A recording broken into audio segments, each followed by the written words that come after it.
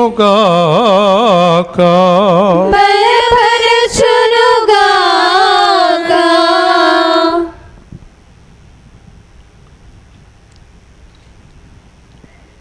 ఒక్క మాటతో సృష్టి చేసిన ఒక్క మాటతో సృష్టి చేసిన సృష్టికర్త ఆరాధనా సృష్టికర్త ఆరాధనా ఒక్క మాటతో సృష్టి చేసిన ఒక్క మాటతో సృష్టి చేసిన సృష్టికర్త ఆరాధనా సృష్టికర్త ఆరాధనా సర్వలోకనాథుడ సర్వశక్తిమంతుడ సర్వలోకనాథుడ సర్వశక్తిమంతుడ పరిశుద్ధతలో దైవమా పరిశుద్ధతలో దైవమా ఆరాధనా ఆరాధనా ఆరాధనా ఆరాధనా అద్వితీయ దేవుడ అద్భుత దేవుడ అద్వితీయ దేవుడ అద్భుత దేవుడ అద్వితీయ దేవుడ అద్భుత దేవుడ అద్వితీయ దేవుడ అద్భుత దేవుడ అసాధ్యమైనది ఏమున్నది అసాధ్యమైనది ఏమున్నది సమస్తము నీకు సాధ్యమే సమస్తము నీకు సాధ్యమే ఆరాధనా ఆరాధనా ఆరాధనా ఆరాధనా ఆరాధనా ఆరాధనా ఆరాధనా ఆరాధనా కృంగిన వారిని లేవనెత్తువాడా కృంగిన వారిని లేవనెత్తువాడా వంగిన వారిని బాగు చేయువాడా వంగిన వారిని బాగు చేయువాడా సకలము మేలుతో నింపువాడా సకలము మేలుతో నింపువాడా ఆరాధనా ఆరాధనా ఆరాధనా ఆరాధనా అద్భుత క్రియలు చేయువాడా అద్భుత క్రియలు చేయువాడా ఆశ్చర్య కార్యములు చేయువాడా ఆశ్చర్య కార్యములు చేయువాడా ఎవరు విడచినా విడువని వాడా ఎవరు విడచినా విడువని వాడా ఆరాధనా ఆరాధనా ఆరాధనా ఆరాధనా ఒంటరిగా పిలచిన వాడా ఒంటరిగా నిలచిన వాడా అనేక జనములు చేర్చువాడా అనేక జనములు చేర్చువాడా ఆరాధనా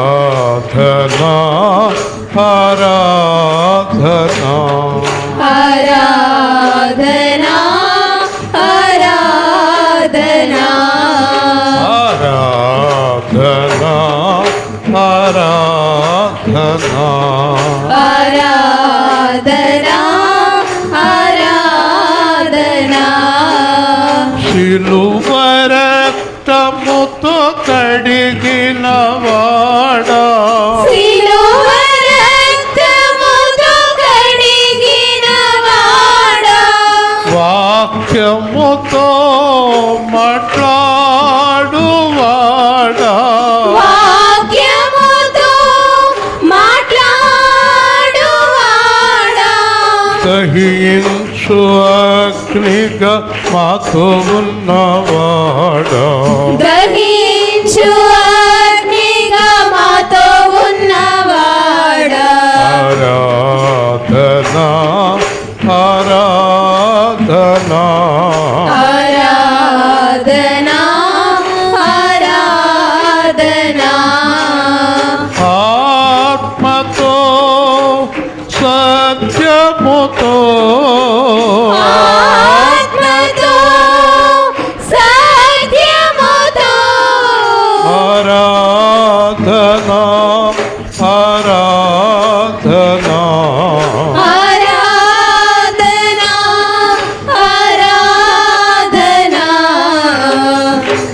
నీవు విశ్వసించిన ప్రకారం నీవు విశ్వసించిన ప్రకారము నీకు జరుగునుగాక నీకు జరుగునుగాక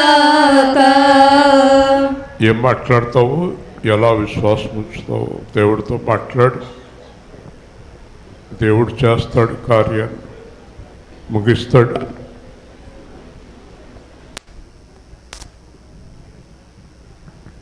దేవుడు తన కార్యాన్ని నువ్వు ఊహించని రీతిలో పూర్తి చేస్తాడు. నువ్వు అనుకోనని సమయంలో దానిని పూర్తి చేస్తాడు. ప్రార్థన చెయ్యి, దేవుడికి విజ్ఞాపన చెయ్యి. నువ్వు ఏం ఆశిస్తున్నావో దేవుడి దగ్గర నుంచి ఆ దేవుడితో స్పష్టంగా మాట్లాడు.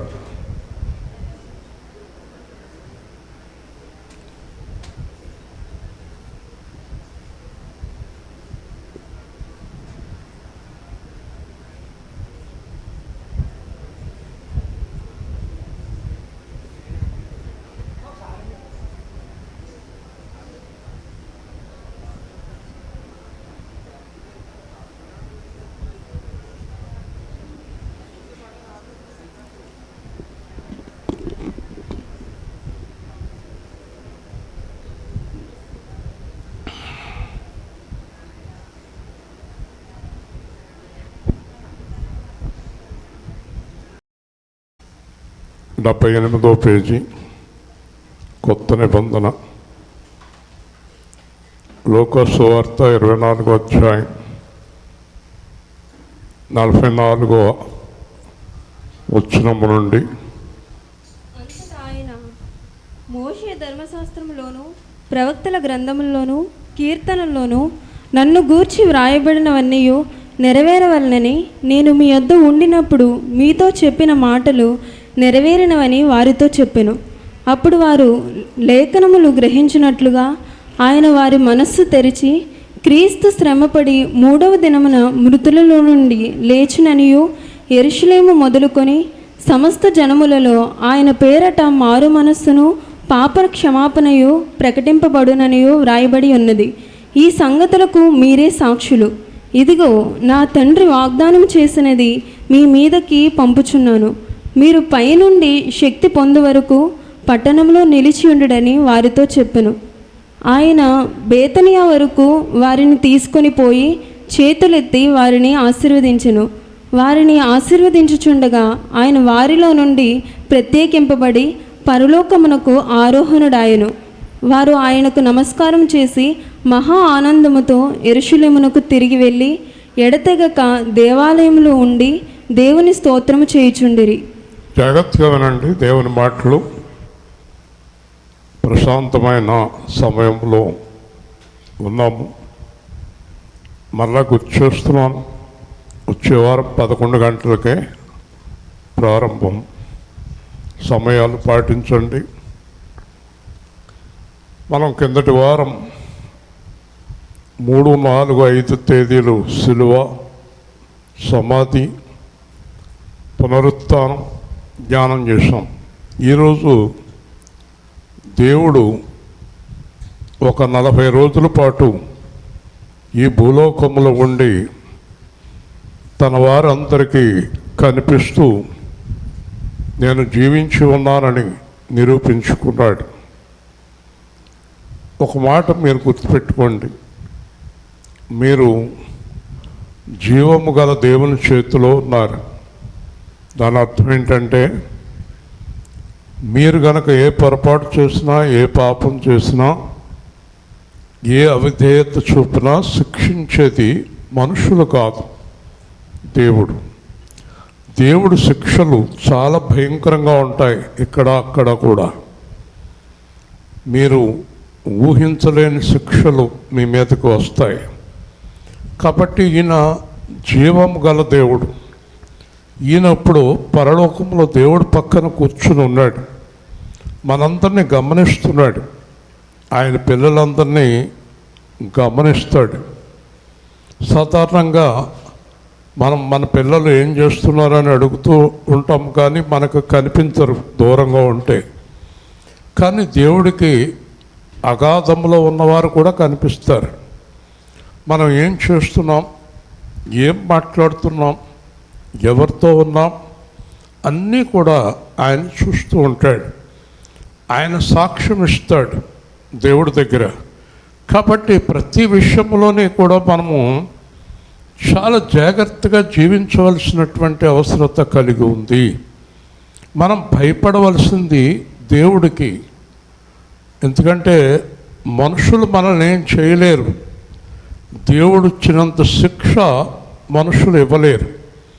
దేవుడు ఆత్మను నరకంలో పడవేసి కాలుస్తాడు, శరీరాన్ని కాలుస్తాడు. కాబట్టి దేవుడికి భయపడి పాపం చేయొద్దు, మోసం చేయొద్దు, అబద్ధాలు ఆడొద్దు, ఎవరిని దోచుకోవద్దు, ఎవరిది మీ దగ్గర పెట్టుకోవద్దు, ఎవరితోటి కూడా మోసకరమైనటువంటి ఆ వ్యవహారాలు మీకు ఉండకూడదు. ఇది నేను ప్రతిసారి మీకు నేను చాలా స్పష్టంగా వివరిస్తున్నాను. కాబట్టి జీవం గల దేవుడు ఇప్పుడు ఎక్కడ ఉన్నాడంటే, జీవం గల దేవుడు యేసుక్రీస్తు పరలోకంలో మనలను పరిశీలిస్తూ ఉన్నాడు, మనం చూస్తూ ఉన్నాడు.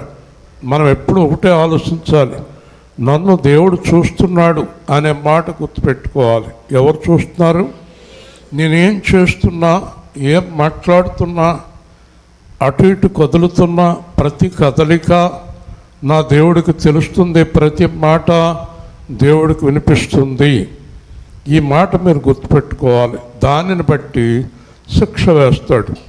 యేసుప్రభు అన్నాడు, మీరు మాట్లాడే ప్రతి మాటకు నాకు లెక్క చెప్పాల్సి వస్తుంది అన్నాడు. మాట కూడా చాలా జాగ్రత్తగా మాట్లాడాలి. కాబట్టి మీరందరూ కూడా గుర్తుపెట్టుకోండి, యేసు ప్రభు ఇప్పుడు జీవించుచున్నాడు, పరలోకంలో తండ్రి కుడిపార్శ్వమున కూర్చుని ఉన్నాడు. యోహానులో కూడా రాస్తాడు, యేసుక్రీస్తు అని ఉత్తరవాది మనకున్నాడు అని అన్నాడు. కాబట్టి మీరు భయపడవలసింది దేవుడికి. మర్చిపోకండి. ఇక్కడ ఏం జరిగిందంటే, యేసు ప్రభు మాట్లాడుతూ మోషే ధర్మశాస్త్రములో, ప్రవక్తల గ్రంథములో, కీర్తనలో నన్ను గురించి వ్రాయబడెను. మనం పాత నిబంధనలో చూసినప్పుడట ధర్మశాస్త్రములో, కీర్తనల్లో, ప్రవక్తల గ్రంథముల్లో మొత్తం అంతా కూడా రాయబడి ఉంది. ఏమని రాయబడి ఉంది? నా కుమారుడు వస్తాడు, సిలువేయబడతాడు, సమాధి అవుతాడు, తిరిగి లేస్తాడు అని ప్రతి విషయము కూడా బైబిల్ గ్రంథములో రాయబడి ఉంది. ఈ రాయబడి ఉంది అన్న మాట యేసు ప్రభు చెప్తున్నాడు. ప్రతి విషయము, ప్రతి మాట కూడా బైబిల్లో రాయబడి ఉంది అని చెప్తున్నాడు. వీళ్ళు ఎక్కడ రాయబడి ఉంది అని ఆలోచిస్తున్నారు. అప్పుడు దేవుడు అంటున్నాడు, నేను మీ యొద్ద ఉండినప్పుడు మీతో చెప్పిన మాటలన్నీ నెరవేరినవి అంటున్నాడు. నెరవేరవలనని రాయబడిన మాటలు నెరవేరినవి అంటున్నాడు. జాగ్రత్తగా వినాలి. నెరవేరవలనని రాయబడిన మాటలు నెరవేరినవి. ఈ మాటకు అర్థం ఏంటో తెలుసా?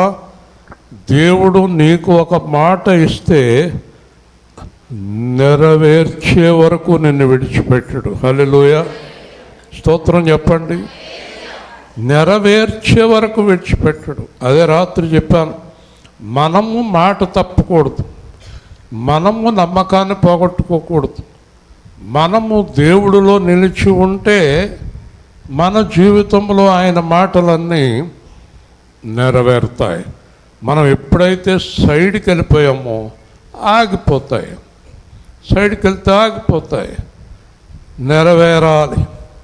నెరవేరాలంటే ఆయన మార్గంలో నిదానంగా నడవాలి. పక్కకు తొలగిపోతే ఆ నెరవేర్పు ఆగిపోతుంది.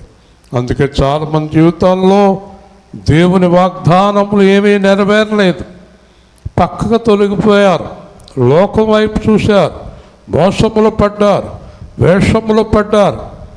కాబట్టి నెరవేరాలనుకున్నవి ఏవి కూడా వారి జీవితంలో నెరవేరలేదు, నెరవేరవు కూడా.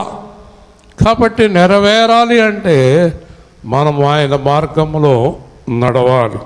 ఇక్కడ అంటాడు, నెరవేరవలనని మీ వద్ద ఉండినప్పుడు మీతో చెప్పిన మాటలు నెరవేరినవి. అంటే ఏం చెప్తున్నాడో తెలుసా? అన్ని మాటలు నేను నెరవేర్చాను. దేవుని స్తోత్రం. నేను ప్రతి మాట, ప్రతి వాగ్దానం, ప్రతి మాట నెరవేర్చేవాడను. 99 మార్చి 10 అర్ధరాత్రి నాతో మాట్లాడుతూ, నీకు వెలుగు వచ్చింది, నీ వెలుగునకు జనములు వస్తారని ఒకే ఒక వ్యక్తి, చాప మీద పడుకున్న వ్యక్తి జీవితంలో ఈరోజు నెరవేర్చడం లేదా? దేవుని స్తోత్రం చెప్పండి. ఏ మాట అయినా నెరవేరుస్తాడు. ఆయన మాట తప్పడు, ఆయన వాగ్దానాలు నెరవేర్తీరుతాయి.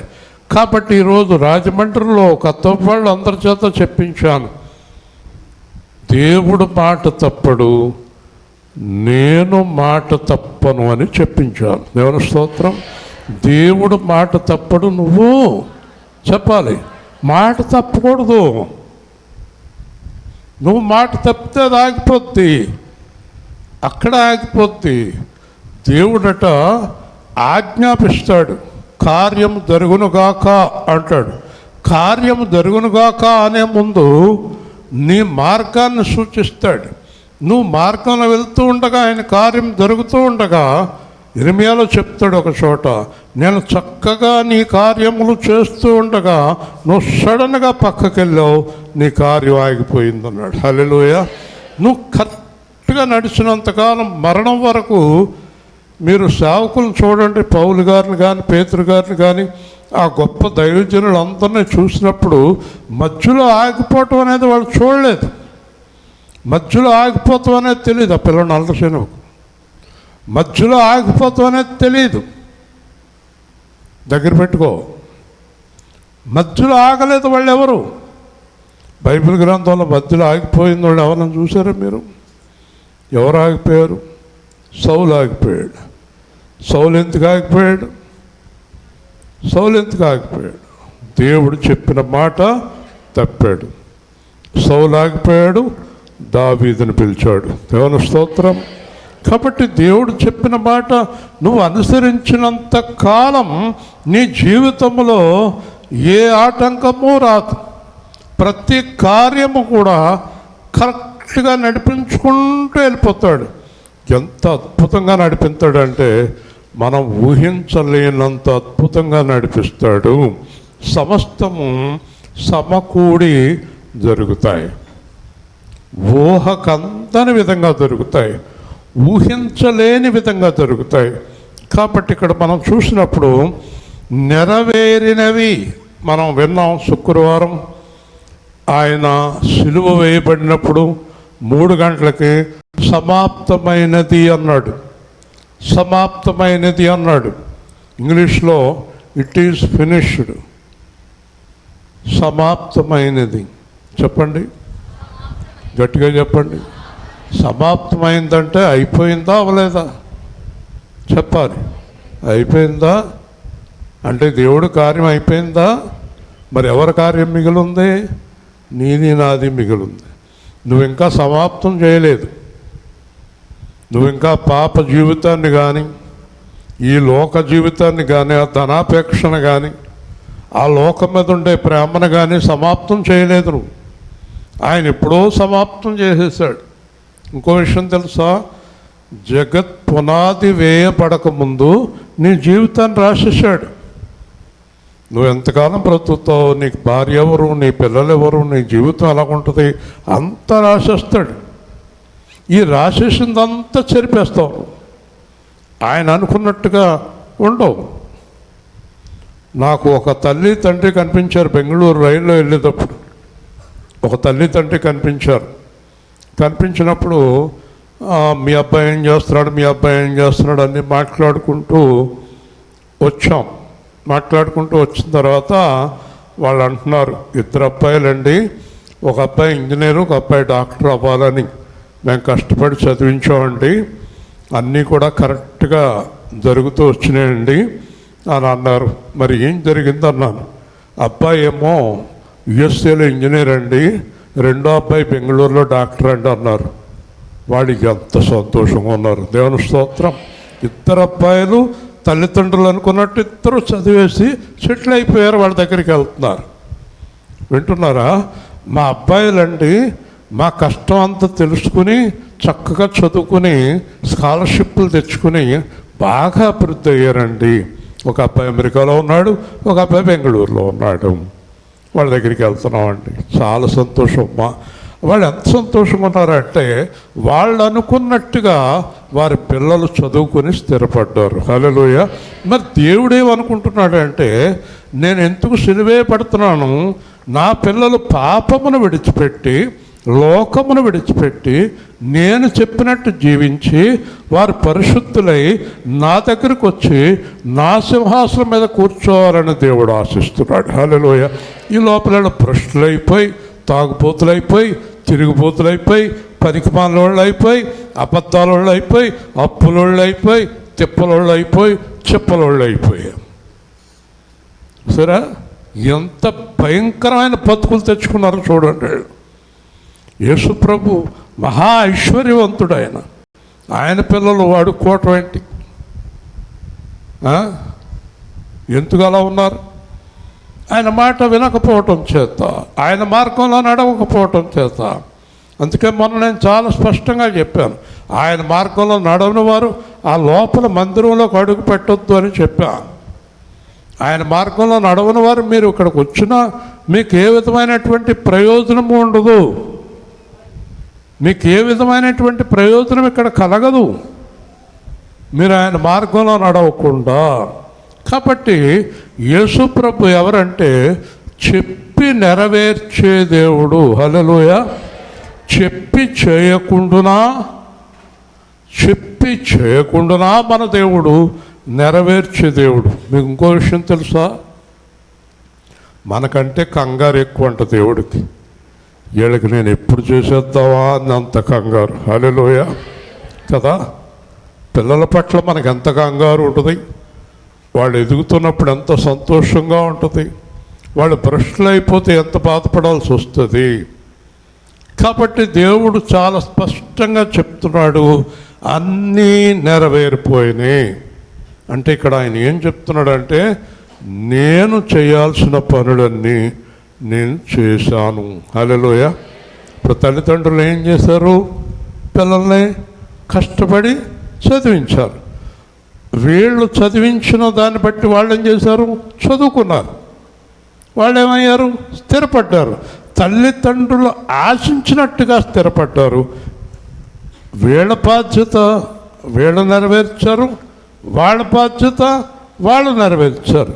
యేసు ప్రభు బాధ్యత యేసు ప్రభు నెరవేర్చాడు, మీ బాధ్యత మీరు నెరవేర్చలేదు. నెరవేరుతున్నారా? నేను యేసులాగా జీవిస్తున్నాను అన్నవారు ఉన్నారు ఇక్కడ. ఉండి తీరాలి. ఒకరోజు మందిరంలో ఉన్నవారు అందరూ చేయెత్తాలి. నేను యేసులాగా జీవిస్తున్నానని చేయొద్దా? ఖచ్చితంగా ఎత్తి తీరాలి మీరందరూ. లేదా అటు ఇటు ఉండేవారు స్లోగా ఆగిపోవచ్చు, మందిరానికి ఏమి ఇబ్బంది లేదు. మీరు అలా జీవించలేకపోతే నెమ్మదిగా ఆగిపోవటం మంచిది. దీనివల్ల మీకేం ప్రయోజనం కలగదు, ఈ మందిరంలో కలగదు. వేరే మందిరాలు ఉంటాయేమో, అక్కడికి వెళ్ళిపోవచ్చు. యేసు సేవా కేంద్రంలో 2004 జూలై 11 రాత్రి యేసు ప్రభు మాట్లాడుతూ, యేసు సేవా కేంద్రంలో నేనే ప్రధాన సేవకుడిని అన్నాడు. హల్లెలూయా. ఇక్కడ సేవకుడు నేను కాదు, ఆయన. నాది కాదు ఇది సంఘం. యేసు సేవా కేంద్రం యేసుక్రీస్తుది. ఆయనకి ఇష్టమైన వారే ముందుకు సాగగలరు, లేదంటే పడిపోతారు, కూలిపోతారు. ప్రమాదం ఆయనతోటి, ప్రమాదం. నిన్న ఉదయం పెట్టాను, రాజేష్ పంపించాడు ఒక వాక్యం ఇంగ్లీష్లో, దానికి తెలుగులో పెట్టాను మీకు అందరికీ కూడా. అదేంటంటే, మీరు ఆశీర్వదింపబడాలంటే యేసుక్రీస్తు కూడానే నడవాలి. హల్లెలూయా. మీకు ఆశీర్వాదం కావాలంటే యేసుతోనే నడవాలి, ఇంకా వేరే మార్గం ఏమీ లేదు. ఆశీర్వాదం వద్దన్నవాడు చేయొద్దండి. ఆశీర్వాదం మాకు అక్కర్లేదు అన్నవారు, ఆశీర్వాదం కోసమైనా దేవుడి దగ్గరికి వస్తా. మరి ఆశీర్వాదం కావాలంటే ఏం చేయాలి చెప్పాలి. ఆయన కూడా నడవాలి. హల్లెలూయా. ఆయనలాగే నడవాలి. కాబట్టి దేవుడు అంటున్నాడు, నేను చెప్పిన మాటలు నెరవేరినవి. ఓకే, వాళ్ళకి కొంచెం నిశ్శబ్దంగా ఉన్నారు. ఏమి నెరవేరిని అని ఆలోచిస్తున్నారు. ఆలోచించినప్పుడు దేవుడు అప్పుడు లేఖనములు గ్రహించినట్లు వారి మనస్సు తెరిచెను. హల్లెలూయా. వాళ్ళందరికీ వాక్యాలు అర్థమయ్యేలాగా, లేఖనాలు అర్థమయ్యేలాగా, జరిగిన కార్యాలు అర్థమయ్యేలాగా హృదయాన్ని తెరిచాడు. హృదయాన్ని తెరిచాడు. ఏం తెరిచాడు? హృదయాన్ని తెరిచాడు కదండి. ఇప్పుడు కొంతమంది పిల్లలు కూడా, పెద్దోళ్ళు కూడా ఆటలాడతారు. ఇగుప్పుడు అంటారు. అంటే చాలా ప్రయత్నం చేస్తారు కొంతమంది. ఒక ఏళ్ళు లాగే లోపల మళ్ళీ ఏళ్ళలో పెట్టేస్తారు. దేవుడికి పని పాట ఏమీ లేదండి, ఇది తీసుకుంటూ కూర్చుంటాడండి. నీ హృదయం తెరిస్తే ఆయన లోపలికి వస్తాడు. హల్లెలూయా. నీ హృదయాన్ని ఇలా బిగపట్టు కూర్చుంటే ఆయన అలా ఏళ్ళయి తెరిచి లోపలికి రాడు. వింటున్నారా? చిన్నప్పుడు ఆడుకునేవాళ్ళం. మీ హృదయాన్ని తెరవాలి, హృదయాన్ని దేవుడి వైపుకి తిప్పుకోవాలి. ఆ హృదయంలో ఆయన ఏం చేస్తాడంటే జీవ జలధారలు కుమ్మరిస్తాడు. హల్లెలూయా. సరే, అప్పుడు ఏమవుతుంది? వాక్యం చెప్పేవాడికి వినేవాడికి వెంటనే అర్థమైపోతూ ఉంటుంది. వాక్యం అర్థమైపోతూ ఉంటుంది. చెప్పేవాడికి అర్థమైపోతుంది, వినేవాడికి అర్థమైపోతుంది. ఎందుకంటే హృదయాలు తెరవబడి. దేవుని స్తోత్రం చెప్పండి. హృదయాలు తెరవబడకుండా ఏం చెప్పినా, ఒక ఆవిడికి 2 సంవత్సరాలు బోధించాక ఓ రోజుని ఎవరిని తిట్టుతుందని చెప్పారు నా దగ్గరికి వచ్చి.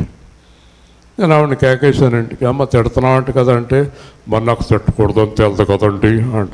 నీకు దండరా నాయన. ఆ హృదయం తెరవబడలేదన్నమాట. 2 సంవత్సరాల నుంచి వాక్యం లోపలికి ఏది వెళ్ళలేదు ఆవిడికి. ఇప్పుడు పాపం చేసేవాళ్ళు ఎవరంటారు? హృదయాలు తెరవబడలేదా? తెరవబడి కూడా పాపం చేసేవారు ఉన్నారు. వింటున్నారా? లేఖనములు గ్రహించున్నట్లు వారి మనస్సు తెరిచెను. వెంటనే అర్థమైంది వాళ్ళకి. అవును, కీర్తనలు ఇలా రాశారు, సామెతలు ఇలా రాశారు, యెషయా గ్రంథంలో ఇలా రాశారు, ఇర్మియా గ్రంథంలో ఇలా రాశారు, ధర్మశాస్త్రంలో ఇలా రాశారు. మొత్తం అన్నీ అర్థమైపోయినాయి వాళ్ళకి. గుర్తుపెట్టుకోండి, ఏ సేవకుడైనా వాక్యాలు పూర్తిగా అర్థం కాకుండా బోధింతే ఈడు ఒక అయోమయం పాస్టర్, ఇది ఒక అయోమయం సంఘం, ఇది పెద్ద అయోమయం గోతున్న సంఘం కింద లెక్క. అర్థమవుతుందా? సరిగ్గా కూర్చో, విను, అత్తమాన అటు ఇటు తలకాయ తిప్పుకో, శ్రద్ధగా కూర్చో. లోపలికి తీసుకో వాక్యాన్ని. ఎక్కడ తీసుకోవాలి? లోపలికి తీసుకోవాలి కదండి. ఏమన్నాడు స్టీఫెను? ధర్మశాస్త్రమును పొందితిరి కానీ మీరు దానిని గైకొనలేదు. అంటే డాక్టర్ గారి దగ్గర నుంచి మందులు తెచ్చావు కానీ వేసుకోలేదు, తగ్గలేదు రోగం. నేను చెప్పినట్టు వేసుకున్నావమ్మా, అదే కొన్ని మానేశానండి. అది ఇది బతుకు. ఎంత నవ్వు వచ్చిందో పాపం. నువ్వంతేనా కుమారి? తీసుకుంటావు లోపలికి. వాళ్ళు అలాగంటున్నారు, ఎంకమ్మ ఇలాగంటుంది, పుల్లమ్మ ఇలాగంటుంది, సుప్పమ్మ ఇలాగంటుంది. ఎప్పుడు వాళ్ళ గొడవ వీళ్ళ గొడవ నీకు కదా. అందుకే నవ్వావు నువ్వు. ఇప్పుడు లేకపోతే నవ్వు ఎందుకు వచ్చింది నీకు? లోపలికి తీసుకోవాలి దాన్ని. మందులు ఏం చేయాలి? వేసుకోవాలి. వేసుకుని వెళ్ళి ఇంకా డాక్టర్ గారు తగ్గలేదంటే ఆయన ఆలోచిస్తాడు. వేసుకోకుండా తగ్గలేదంటే ఏం చేస్తాడు డాక్టర్ గారు చెప్పండి? ఆయనకే అయోమయం అయిపోతుంది కదా. వాక్యమును గ్రహించాలి. చూడండి, మీకు ఒక ముఖ్యమైన విషయం చెప్తున్నాను. యేసు ప్రభు చెప్పిన మాట చెప్తున్నాను మీకు. ఎంత అద్భుతంగా చెప్పాడు చూసారా. ఆయనే చెప్పేశాడు, నేను చెప్పక్కల్లా. కొన్నిసార్లు నేనేదో చెప్తున్నాడు అనుకుంటారు కదా. యోహాను సువార్త 8వ అధ్యాయం 43వ వచనం. యోహాను 8:43. కింద పడేసావా మైకు? తీ చదువు. మీరేలా నా మాటలు గ్రహింపకున్నారు. చదువు. మీరేలా నా మాటలు గ్రహింపకున్నారు. మీరు నా బోధ విననేరకుండా ఉన్నాయి కదా. చూసారా, మీరు నా మాటలు మీకు అర్థమవుతలేదు. ఎందుకు? మీరు మీ తండ్రి యొక్క అపవాది సంబంధులు. దెయ్యాలు ఉన్నాయి మీ దగ్గర, దెయ్యాలు ఉన్నాయి మీ దగ్గర. ఈ మాట నేను అన్నాను అనుకోండి, దెబ్బలాటకు వస్తారు. ఎవరు చెప్తున్నారు దెయ్యాలు ఉన్నాయని మీ దగ్గర? దేవుడు చెప్తున్నాడు. దెయ్యాలు ఉన్న వాళ్ళకి దేవుడి మాటలు ఏంటో అర్థమవుతలేదండి. ఇంకేం అర్థమవుతుంది? లోపల డింగ్ డింగ్ డింగ్ డింగ్ అని కొడుతుంటుంది. ఏం అర్థమవుతుంది? Body present, mind absent. Lecturer గారు ఒక అబ్బాయిని అడిగాడు మా క్లాస్, ఏరా ఏమైనా అర్థమైందా? ఇది ఒక్కటే అర్థమైందండి అని ఓడాడు. ఏది అర్థమైందని అడిగింది, మిగతాది ఏం అర్థం అవ్వలేదు. ఎందుకు వస్తున్నారా కాలేజీ కంటే మా ఇంట్లో బాధపడలేక అన్నాడు. కొంతమంది ఇక్కడికి పిల్లల బాధలు, ఇంట్లో వాళ్ళ బాధలు పడలేక వచ్చి కూర్చుంటున్నారు. కానీ కొంతమందికి అసలు ఇక్కడికి రావాలని ఉండదు. నీ బాధపడలేక వస్తున్నానే, అయినా ఏం వెళ్తలేదు లోపలికి అనేవాళ్ళు ఉన్నారు. నిజం కాబట్టి అలా చూస్తున్నారు మొహాలు కదా. ఏమైనా అర్థమవుతుందా? అయిపోయి వాక్యం అర్థమవుతుందా అని అడుగుతున్నాను. ఏమో ఆ మొహం అలా పెట్టారు. ఎవరో స్వీట్ షాప్ కాడికి వెళ్ళాడంట. ఏ స్వీట్ బాగుంటుంది అన్నట్టంట. ఒక 2 స్వీట్లు ఇచ్చి ఇది బాగుంటుంది తినండి అన్నట్టంట. తినేసాడు మొత్తం. ఎలా ఉందంటే మొహం ఎలా పెట్టాడు. ఇంకో స్వీట్ ఇచ్చాడంట, అది తినేసాడు. ఎలా ఉందంటే ఇలా పెట్టాడు. నువ్వు స్వీట్ కొనేవాడు కాదు, నీ నాటకాలు నాకు అర్థమైంది, 50 రూపాయలు అక్కడ పెట్టు అన్నాడు. అన్నాడు తిన్నదానికి. పెడతావా? ఏమైనా ఉందా గొడవ? ఒక 1/2 కేజీ అంటున్నాడంట. అప్పుడు మొఖాలు తెలిసిపోతే మనకి వాక్యం అర్థమవుతుందో లేదో. కాకపోతే మొత్తం అర్థమైపోయినట్టే మొహం కదా. అలా వద్దండి. ఇది యాక్టింగ్ స్కూల్ కాదండి, యేసు ప్రభు స్కూల్ ఇది. దేవుని స్తోత్రం. అర్థమైందా మీకు?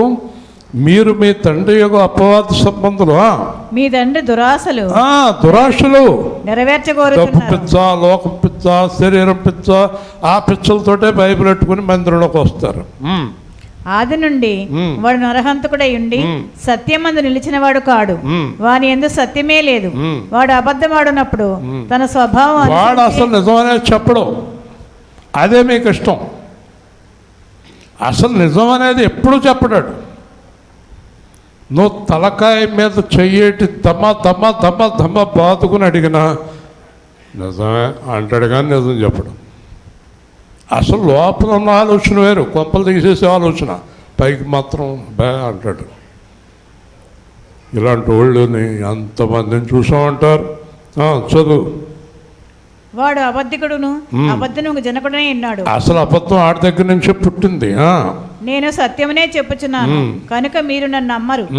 నా యందు పాపం అన్నదని మీలో ఎవడు స్థాపించి? నాలో పాపము లేదు, అబద్ధము లేదు, సత్యమే చెప్తాను, నా మీద నమ్మకం ఉండదు మీకు. సరే, నేను సత్యమనే చెప్పుచున్నాను, యథార్థమని చెప్తున్నాను, నన్ను నమ్మరు మీరు. అబద్ధాలు చెప్పేవాడిని నమ్ముతారు. నేను స్పష్టంగా చెప్తాను కొంతమందికి, అది అబద్ధం, అది నమ్మకం అయింది కాదు అంటే మీకు సరిగ్గా తెలియదు రండి అంటారు నాకు కదండి. భారతదేశం అంతా తిరిగి వచ్చి ఇక్కడ ఎలుపులో కూర్చున్నాను అన్న విషయం ఈ మూర్ఖులకు తెలియదు. దేవుని స్తోత్రం. అన్ని కథలు చూసి వచ్చి కూర్చున్నాను ఇక్కడ. చాలామందిని చూశాను, మోసగాళ్ళని, అబద్ధికుల్ని, వేషగాళ్ళని, నాటకాల వాళ్ళని, సినిమా వాళ్ళని, అందరినీ చూశాను. అన్ని అనుభవాలు అయిపోయినాయి. ఆ అనుభవంతో మీకు వాక్యం బోధించున్నాను జాగ్రత్త అని. అయినా పర్లేదండి అంటది, అయినా పర్వాలేదండి అంటది, వినదు కదా. ఇక్కడ చూసారా, లేఖనములు గ్రహించినట్లు హృదయం తెరిచాడు దేవుడు. హృదయం తెరిచేటప్పటికి ఏది నిజమో, ఏది అబద్ధమో, ఏది జరిగిందో, ఏది జరగలేదో, ఎలా మాట్లాడాలో, ఎలా మాట్లాడకూడదో ఇప్పుడు మీ హృదయాలు తెరవబడి ఉంటే, నిజం చెప్తున్నాను, మీలో ఎవరి హృదయాలు తెరవబడినాయో వాళ్ళు చచ్చిపోయినా పాపం చేయని వ్యక్తులుగా మిగిలిపోతారు. హల్లెలూయా. మీ హృదయాలు కనుక తెరవబడితే చచ్చిపోయినా అబద్ధమాడరు మీరు. మామూలుగా అంటూ ఉంటారు కదా ఈ మాట, చచ్చిన అబద్ధం ఆడను అంటారా. ఆ మాట గురించి చెప్తున్నాను. మీ చేత అబద్ధం ఆడించడం ఎవరి వశము కాదు, మీ చేత పాపం చేయించడం ఎవరి వశము కాదు. ప్రాణం పోయినా కూడా మీరు అబద్ధం ఆడరు, పాపం చేయరు. దేవుడికి అలాంటి వారే కావాలి. హల్లెలూయా. దేవుడికి అలాంటి వారే కావాలి. అబద్ధాలు ఆడేవాళ్ళు, పాపం చేసేవాళ్ళు దేవుడికి అవసరం లేదు. వింటున్నారా? కాబట్టి యెరూషలేము మొదలుకొని సమస్త జనముల్లో ఆయన పేరిట మారు మనస్సు, పాప క్షమాపణ ప్రకటింపబడును. ఇప్పుడు కొంతమందిని నేను అర్థాలు అడుగుతాను, లేచి నిలబడి చెప్పాలి. నువ్వు లేకు, మైక్ తీసుకో, కింద పడే పుస్తకాలు మొత్తం 100 పెట్టుకుంటావు ఒళ్ళో. నావం కాదు, మైక్ దగ్గర పెట్టుకో, మైక్ పెట్టుకో, దగ్గర పెట్టుకో. చాలామంది మాకు గుర్తున్నాయి కూడా, మీ ముఖం చూసేటప్పటికి మర్చిపోతామంటే అంటున్నారు. అంత భయంకరంగా ఉంటుందండి నా ముఖము. చెప్పండి. మారు మనస్సు, పాప క్షమాపణ. చెప్పండి. మారు మనస్సు, పాప క్షమాపణ. ముందు ఏం చెప్పాడు? ముందు చెప్పిన మాట గట్టిగా చెప్పు, ఊపిరి లేనట్టుగా చెప్పు. చెప్పు, మైక్ దగ్గర పెట్టు. మారు మనస్సు. ముందేం చెప్పాడు అందరూ చెప్పండి. మారు మనస్సు. తర్వాత పాప క్షమాపణ. దాని అర్థం ఏంటి? మారు మనస్సు పొందాక పాప క్షమాపణ. వెరీ గుడ్, కూర్చో. అది అన్నమాట. అర్థమైంది మీకు? అర్థమైందా? మారు మనసు పొందిన వారి పాపములు మాత్రమే క్షమించబడును. హల్లెలూయా. అందరూ చెప్పండి ఈ మాట. హల్లెలూయా కాదు, చెప్పు. మారు మనసు పొందిన వారి పాపములే క్షమించబడును. ఇప్పుడు చెప్పండి. మీలో మారు మనసు పొందిన వారి పాపాలు క్షమించబడినాయా అలాగే ఉన్నాయా చెప్పాలి, చెప్పు. అలాగే ఉన్నాయి. అర్థమైంది మీకు? మారు మనసు పొందని వారి పాపాలు ఎక్కడోళ్ళు పాపాలు అక్కడే ఉన్నాయి.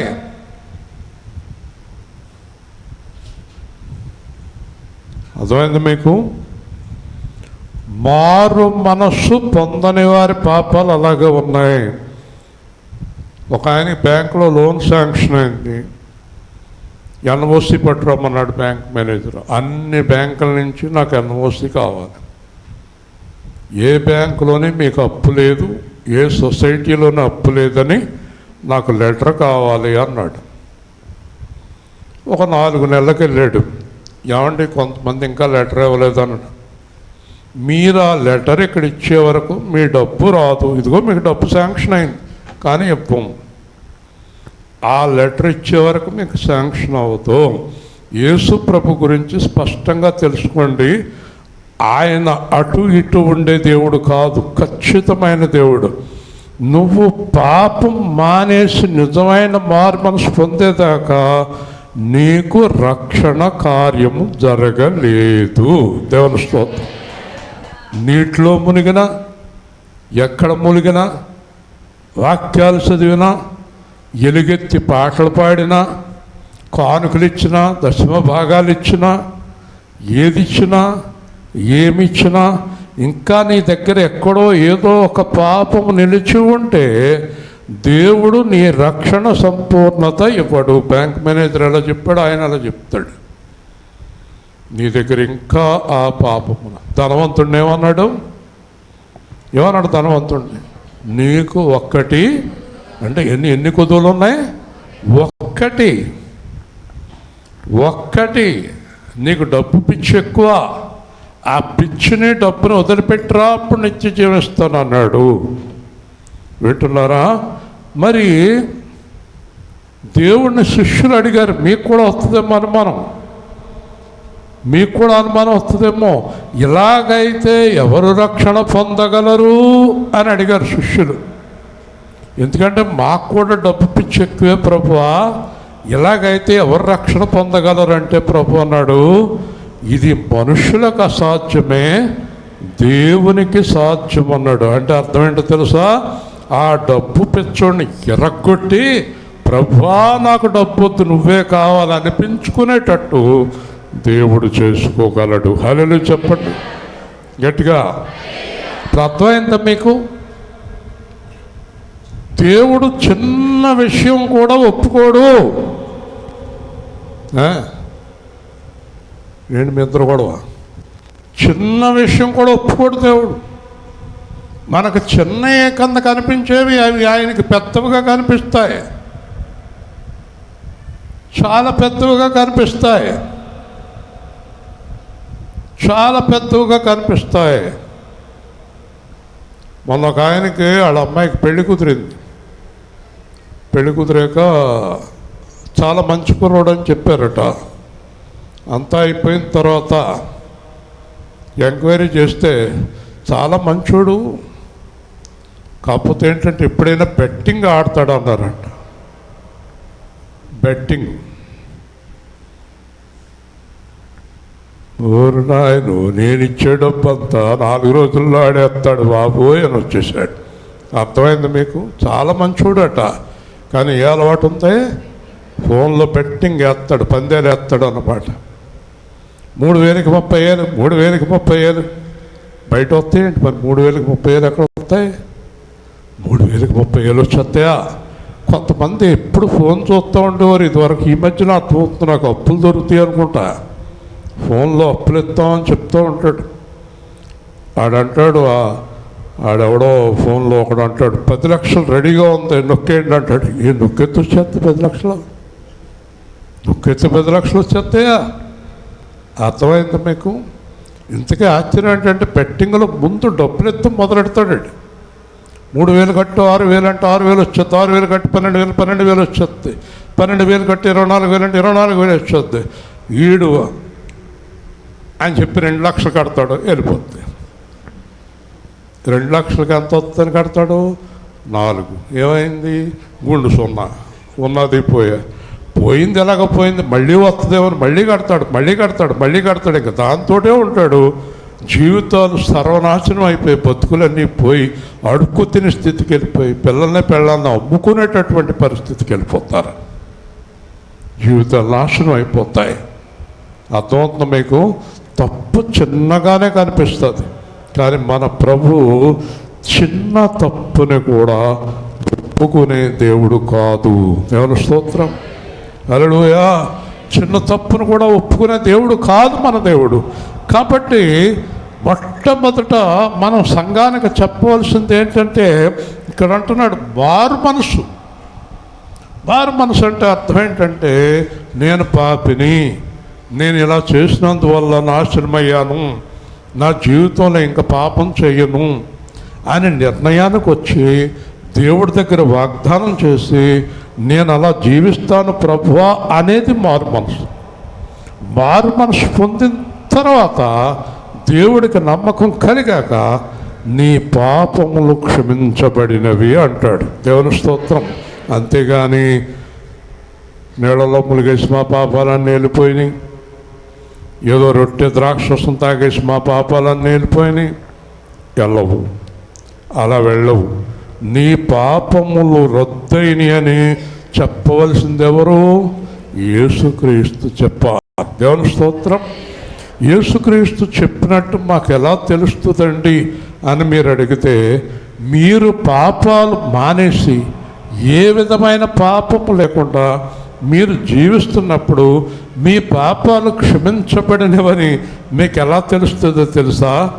వెంటనే మీకు ఆశీర్వాదం ప్రారంభమై మా పాపాలు క్షమించబడినని మీకు అర్థమైపోతుంది. హల్లెలూయా. ఆశీర్వాదం ప్రారంభమయ్యేటప్పటికి మా పాపాలు క్షమించబడినవి అని మీకు అర్థమవుతుంది. మళ్ళీ చెప్పండి.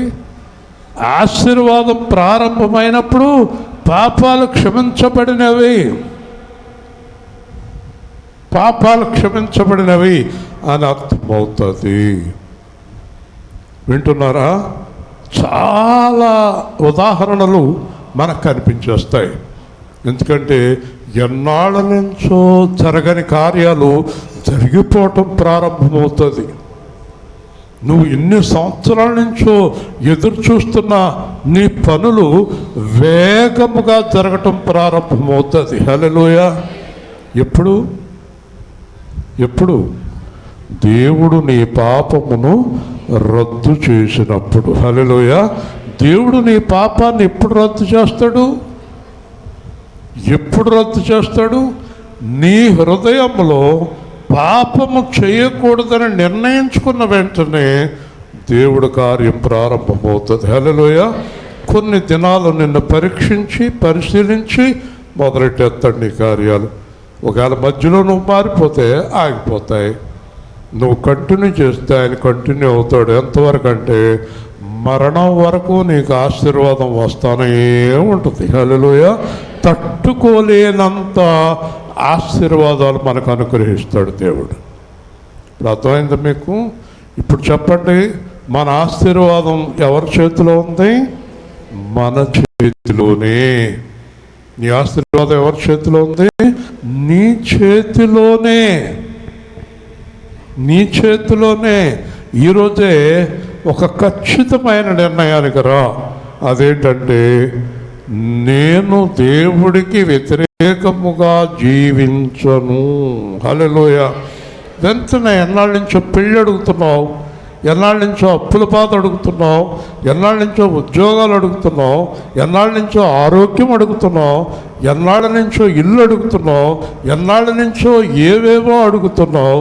అవన్నీ కూడా వెంటనే స్పీడప్ చేస్తాడు దేవుడు. వెంటనే ఆ టైం ప్రకారం చేసుకుంటూ వెళ్ళిపోతాడు. హల్లెలూయా. ఒకవేళ నువ్వు మళ్ళీ ఆగిపోతే ఆయన ఆగిపోతాడు, నువ్వు ఆగిపోతే ఆయన ఆగిపోతాడు, నువ్వు కరెక్ట్గా ఉంటే ఆయన చేసుకుంటూ వెళ్ళిపోతాడు. ఆయన తన స్వభావానికి విరుద్ధంగా ఏమీ చేయడు.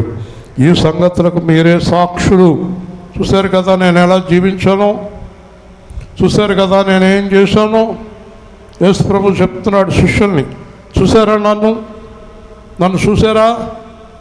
చూశారా నన్ను? ఎన్నాళ్ళు చూశారు? 42 నెలలు, 1260 రోజులు. ఎన్నాళ్ళు చూశారు నన్ను మీరు? 42 నెలలు, 1260 రోజులు. 1260 రోజుల్లో 42 నెలల్లో నేను ఎలా జీవించానో నా జీవితానికి మీరే సాక్షులు అన్నాడు. హల్లెలూయా. మీరు చెప్పగలరా ఈ మాట? ఎవరినైనా నిలబెట్టి నా జీవితానికి నువ్వే సాక్ష్యం అని అడగలరా? ఎలా జీవించారు మీరు? మీ జీవితానికి ఒక మంచి సాక్ష్యం ఉందా? మంచి సాక్ష్యం ఉందా?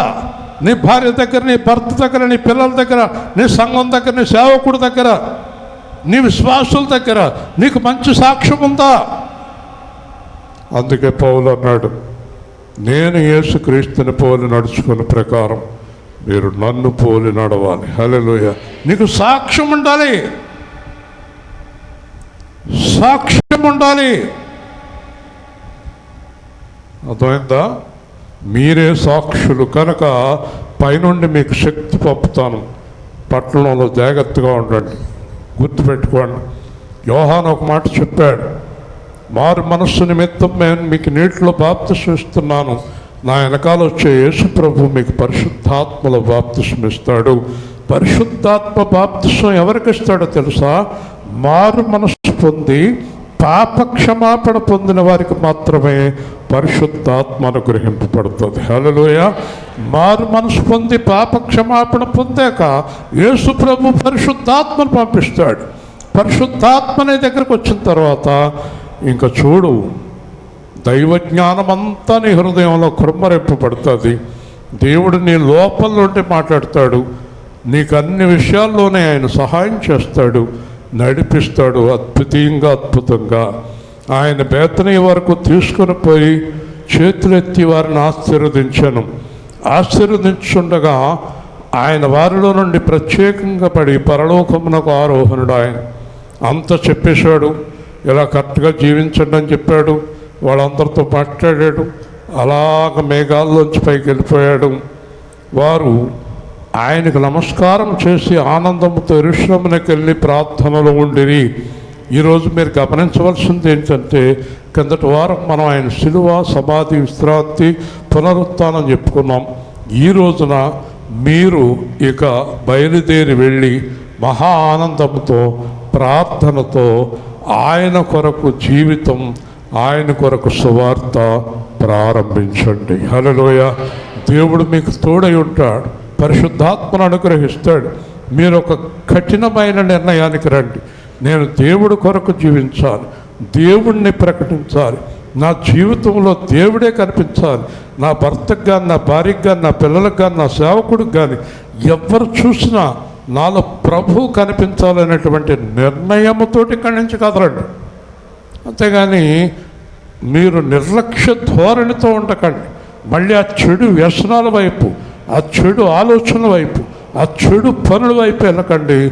వెళ్తే ఆశీర్వాదం వెంటనే ఆగిపోతుంది. ఆయన ఆశీర్వాదం వెంటనే ఆపేస్తాడు.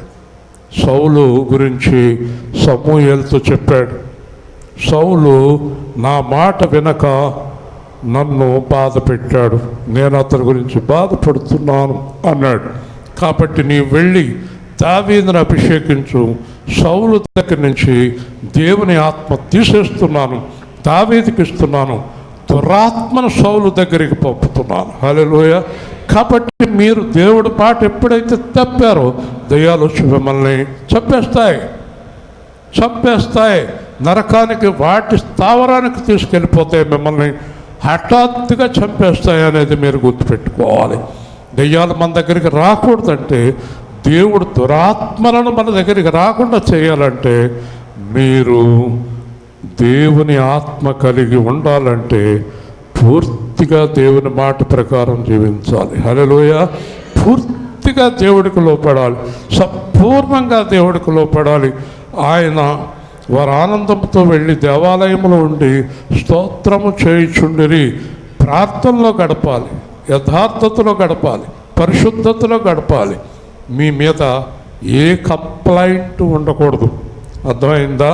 మీ భార్య కానీ, మీ కూతురు కానీ, మీ కుమారుడు కానీ, మీ చుట్టుపక్కల వారు కానీ, వీళ్ళు ఇలాంటి వాళ్ళండి, వీళ్ళు అలాంటి వాళ్ళండి, వీళ్ళు ఇలా చేస్తారండి వాళ్ళు అలా చేస్తారండి, అంతా మోసం అండి, అన్నీ అబద్ధాలండి, అన్నీ దొంగతనాలండి, ఇలాంటి సాక్ష్యాలు ఉన్నాయనుకోండి, మీ జీవించుండగా ఆశీర్వాదం మీ గృహానికి కానీ మీ కుటుంబానికి కానీ రాదు. ఏదో విధంగా బ్రతికితే ఆశీర్వాదాలు రావు. యేసులాగా బ్రతికితేనే ఆశీర్వాదం వస్తుంది. ఈరోజు మందిరం నుంచి మీరు బయటికి వెళ్ళే ముందే తీసుకోవాల్సిన నిర్ణయం ఏంటో అర్థమైందా? నేను యేసుక్రీస్తులాగా జీవించాలి, యేసుక్రీస్తుని ప్రకటించాలి. ప్రార్థన చేసుకుందాం. ప్రేమగల మా ప్రియ పరలోక తండ్రి, నీ పరిశుద్ధమైన ఉన్నతమైన శ్రేష్టమైన నామాన్ని బట్టి స్తోత్రాలు.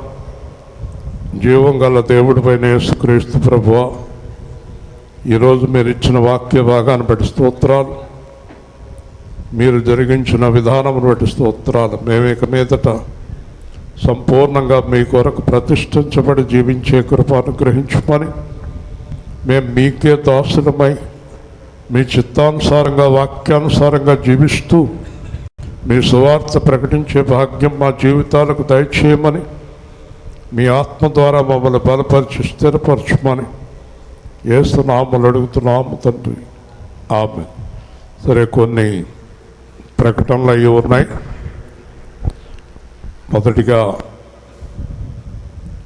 యోనా వారు గృహం నిర్మించుకున్నారు రాలింగి కళ్యాణ మండపం పక్కన.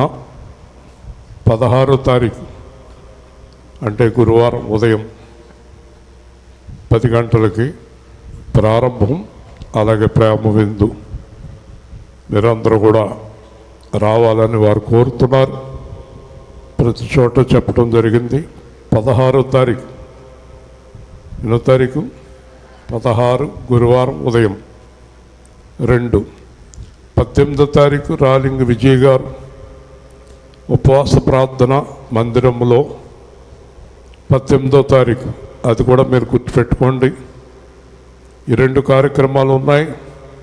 అలాగే మే నెల ప్రభు వల్ల కావాల్సిన వారు ముందుగా తెలియచేయండి.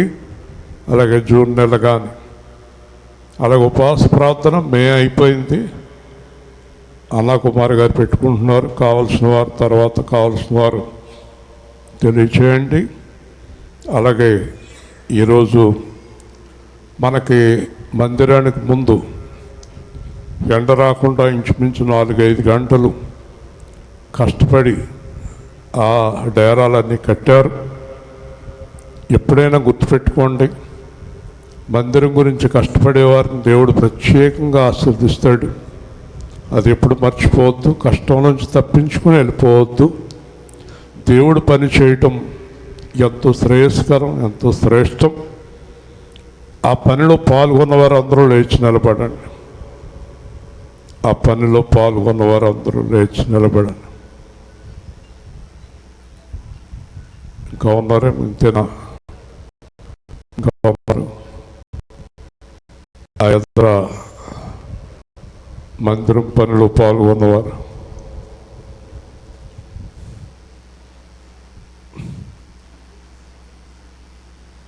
బయట ఎంత చల్లగా వేసి ఉంటే బయట సెల్ ఫోన్ చూస్తాను కూర్చున్నారేంటి? వీళ్ళందరి గురించి ప్రార్థన చేద్దామా? ప్రేమ గల తండ్రి, పిల్లలు ఉదయం నుంచి ఇంచుమించు 11 గంటల వరకు 5 గంటలు కష్టపడి చల్లదనాన్ని తీసుకొచ్చారు నాయన. మందిరం గురించి కష్టపడుతున్న ఈ పిల్లలను మీరు దీవించి పూర్ణ ఆశీర్వాదం వారి జీవితంలో కావలసిన బహుమానములు వారికి దయచేయమని, వారి కష్టానికి తగిన ప్రతిఫలాన్ని దీవించి అనుగ్రహించమని యేసు నామములో అడుగుతున్నాము తండ్రి, ఆమేన్. అలాగే మందిర నిర్మాణం మళ్ళీ ప్రారంభమైంది. కొంతమంది రహస్య కానుకలు కూడా ఇస్తున్నారు, అంటే ఎవరికి చెప్పొద్దని. అలాంటి వారు కూడా సహకరిస్తున్నారు. దేవుడు దీవిస్తాడు. ఎవరైనా చేయాలనుకున్నవారు చేయవచ్చు. ఈ సమయంలో మరి అన్నం ముట్టించాలట కదండి మనవడి గారికి. అందరూ వచ్చారా? కుటుంబ సభ్యులు రండి.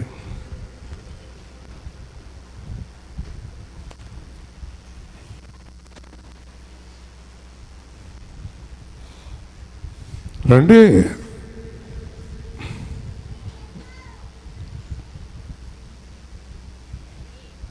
మీరు నిర్ణయించారా, మమ్మల్ని పెట్టమంటున్నారా? పేరు పెట్టమంటారా? పెట్టేశారా? ఏం పేరు? సాత్విక, అద్విక, అదేం పేరు అది? ఆవిడ తెలదంటుంది, చెప్పలేదు మీ అత్తగారికి? చెప్పారా? ఓకే, తీసుకో.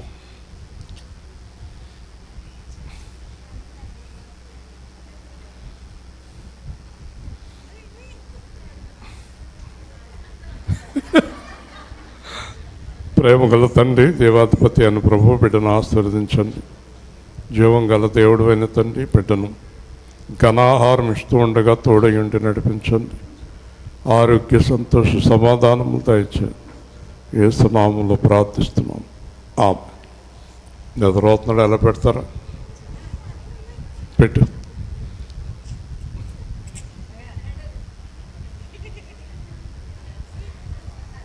నువ్వు తీస్తా.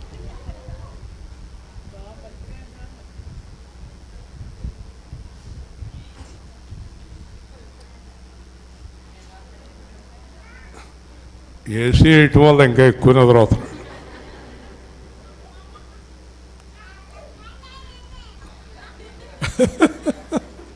ఇంకోటి పెట్టు, పర్లేదు. లేచారు నవ్వులుకుంటాడు.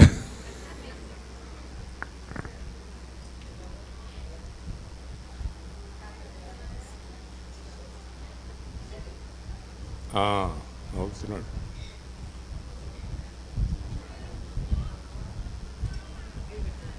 ఎవరి పోలిక?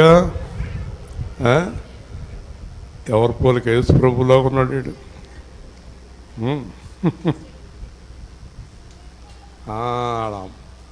వాళ్ళ నానం పెట్టినప్పుడు లేచాడు. పెట్టమ్మా.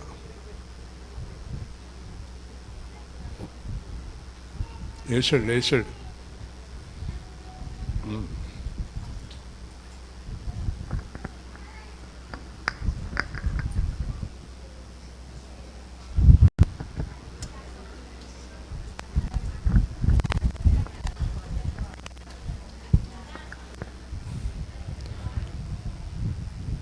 గమనించండి, వచ్చే వారం మీరు 11:11 వస్తే 11:15 ఆరాధన సమయాన్ని మెయింటైన్ చేయండి. 1 గంట కల్లా మీరు ఇంటికి వెళ్ళిపోయి హాయిగా భోజనం చేసి పడుకోవచ్చు. అలాగే శుక్రవారం ప్రార్థన కూడా 11 గంటలకే. అన్ని సమయాలు పాటించండి. మంచిది. కానుక సమర్పణ చేసుకుందాం. ప్రార్థనాశీర్వాదాలతో వెళ్దాం తొందరగా.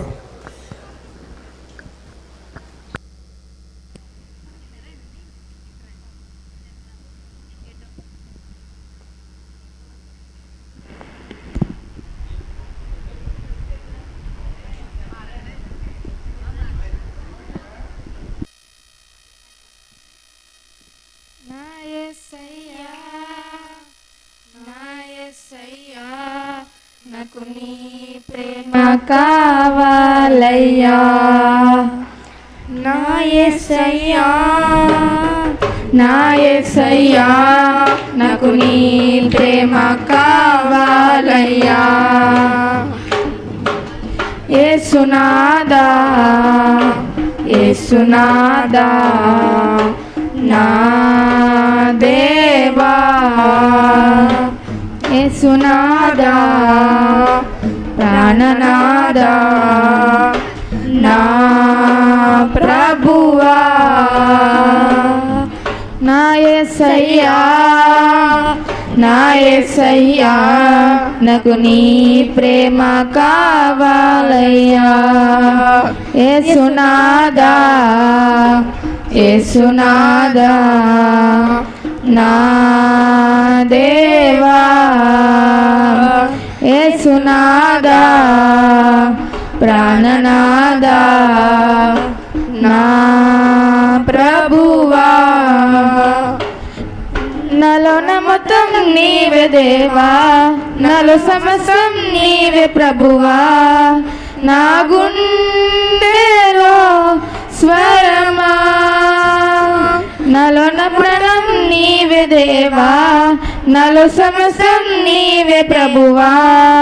నీ ఆత్మతో తాకుమా, నీ కోసమే వేచానులే నా యేసయ్యా, నన్ను చేరవా, నీ కోసమే వేచానులే నా యేసయ్యా, నన్ను చేరవా, నీ కోసమే నా జీవితం, నీ కోసమే నా జీవనం, నీ కోసమే నా సర్వం,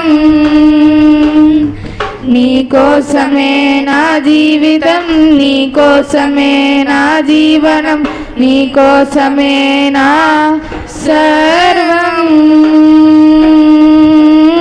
నా యేసయ్యా, నా యేసయ్యా, నాకు నీ ప్రేమ కావాలయ్యా. యేసునాదా, యేసునాదా, నా దేవా, యేసునాదా, ప్రాణనాదా, నా ప్రభువా, నీ చేతి క్రింద నీడలోనే కాయుమయ్యా ప్రేమతోనే, కనుపాపలా యేసయ్యా, నా గుండెలో నా దాచుకున్నా ప్రేమ మొత్తం నీవే ప్రభువా, నన్ను హత్తుకో మెల్లగా, నీ కోసమే వేచానులే నా యేసయ్యా, నన్ను చేరవా, నీ కోసమే వేచానులే నా యేసయ్యా, నన్ను చేరవా, నీ కోసమే నా ప్రార్థన, నీ కోసమే ఆలాపన, నీ కోసమే నా తపన, నీ కోసమే నా ప్రార్థన, నీ కోసమే ఆలాపన, నీ కోసమే నా తపన. నా యేసయ్యా, నా యేసయ్యా, నాకు నీ ప్రేమ కావాలయ్యా. యేసునాదా, యేసునాదా, నా దేవా, యేసునాదా, ప్రాణనాదా, నా ప్రభువా. హల్లెలూయా.